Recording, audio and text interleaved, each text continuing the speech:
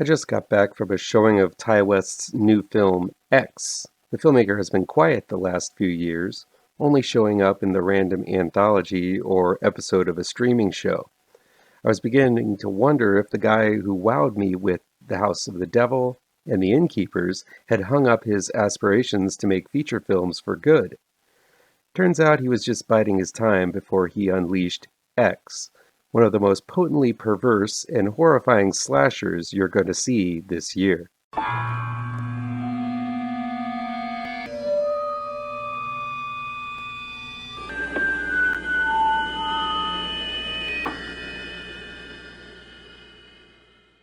Welcome back to ML Miller Frights. I'm ML Miller. Before we begin, please do me a favor and punch that like button down below. Share this video with all of your social media addicted pals. Click subscribe to this channel and ring that bell for notifications. X is new in select theaters from A24 Films. It's directed and written by Ty West. It's 1979 and a group of young, beautiful people set out to make a porno movie on the cheap. They convince an elderly man to loan out a house on his farmland property to film the movie, though they don't tell him what kind of movie it is. Little do these youngsters know, the elderly man's wife suffers from dementia, which grows increasingly violent and troubling at night. Once the elderly couple get wind of the naughtiness going on, all kinds of murder and mayhem occur. There's so much good going on in X, I don't know if I can fit it all into one review. Let's start with the cast. Every single player in this horrifying story brings a unique charm to their respective roles. So much so that you don't even realize that half of the movie is over before any real carnage occurs. I was just so caught up in the varied personalities and how they conflicted with one another, I didn't even mind that there was no bloodshed, though there were plenty of strange and ominous moments scattered throughout that first half. Still, these are well fleshed out characters played by talented actors. The film doesn't just go one note. It decides to give these lambs lining up to be slaughtered lives beyond what we see on screen. Might as well go down the list. Brittany Snow plays blonde bombshell Bobby Lynn. Yes, Snow is scorching during the sex scenes, and there are plenty of sex scenes in this movie, but a character that could be a one-note ditz is given some scenes where she shows off some creative talent at directing. I've never heard of Kid Cudi before. I wouldn't be able to pick his music out from a lineup, but man, does he act the hell out of this one. He's got a charisma of a young Jamie Foxx as Jackson, who not only has a talent that would put Mark Wahlberg's Dirk Diggler role to shame, but is also an ex-Marine who did tours of duty in Vietnam. Let's keep going.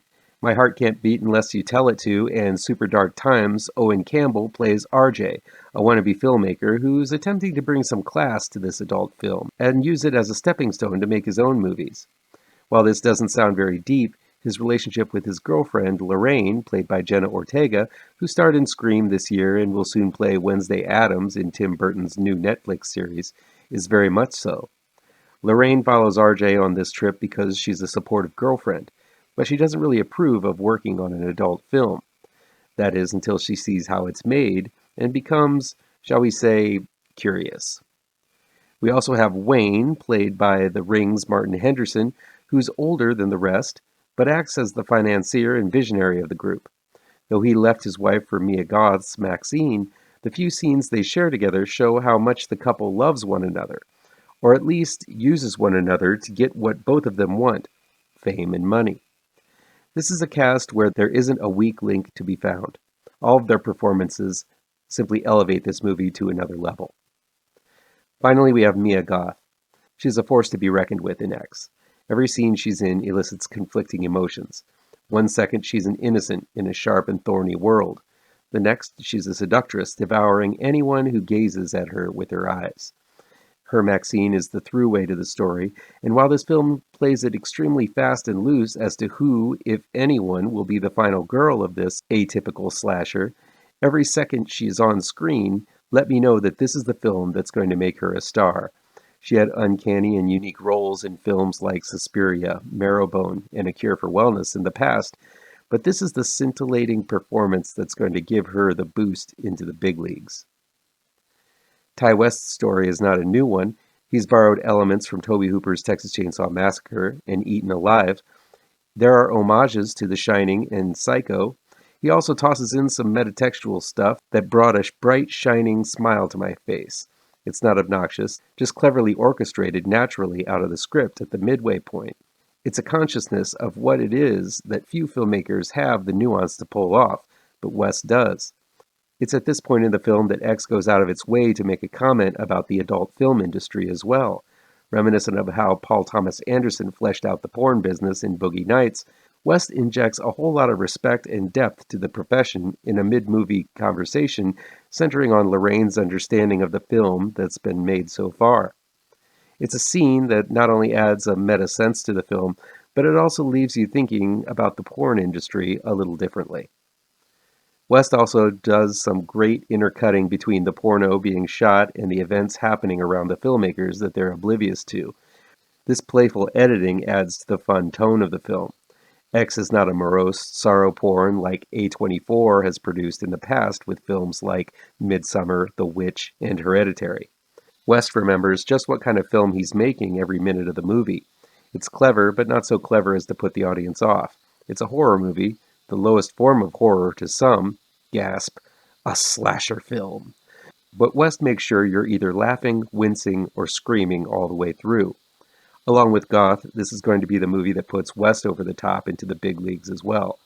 I saw this potential in The House of the Devil and The Innkeepers, but X shows that this is the right time and place for Ty West. X relies heavily on humor and horror at the expense of one of the few groups it's okay to make fun of these days, the elderly. It's sad and somewhat brash and disrespectful, but it's the judgmental elderly versus the uninhibited youth story that's been told many, many times before. X just highlights the elderly as monsters extremely effectively by giving the old couple almost as much screen time and character nuance as the rest of the cast. There are no mindless serial killers offing pretty people simply to up the body count. There's a real, developed reason why the old woman, Pearl, acts as horrifically as she does. It's a sad reason. It's a reason that made the audience I saw it with squirm and uncomfortably laugh a little. It makes Pearl a truly sympathetic and memorable monster, one I'm sure is going to go down as a new icon of the genre. There's a grace to Pearl that gives such depth to her actions, so much further than just gross out and shock humor. You might giggle at first, but when you give the character some thought, Pearl is one of the most tragic movie monsters in recent memory. Turns out, because of the pandemic, West had time to bang out a script for a prequel to X set in 1913 called Pearl, and was able to hang on to the sets and get Mia Goth to return as the star. Stick around past the credits for a quick teaser for the movie, which is actually in the can and ready to release. I love it that West and Goth are returning to bring more creeps, shrieks, and scares. I can't recommend X enough. This is a wrapped gift from Ty West to all slasher fans. I plan on seeing it again sometime soon before it leaves theaters, and I can't wait to return to this perverse world when Pearl is released later this year.